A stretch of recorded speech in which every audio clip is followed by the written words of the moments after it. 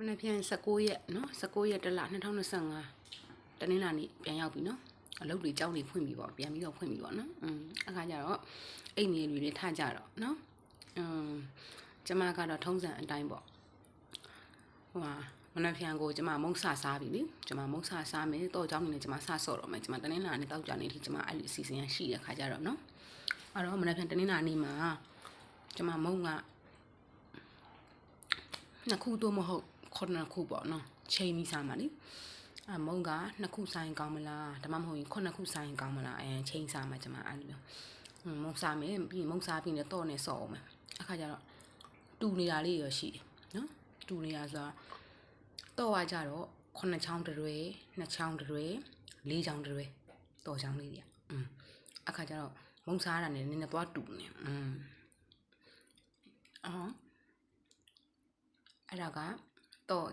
နဲ့ဆော့ဖို့နော်မုံစားရင်နဲ့တော့နဲ့ဆော့ဖို့ဟာကိုပြောပြတာဒီတစ်ပတ်ကိုတော့ကျမရဲ့အစီအစဉ်ကတော့ကျမ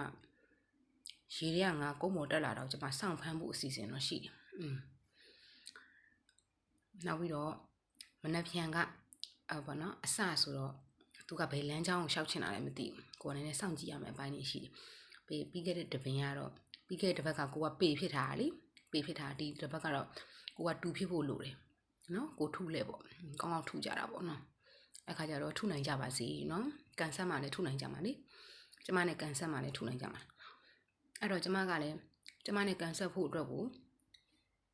ခုနှစ်သားသမီးအတွက်ကိုရည်ရွယ်ပြီးတော့ကျမဝင်နေတဲ့အတိတ်ထန်ဆိုတာလေ17ရက်အတိတ်ထန်နော်ဒီနေ့က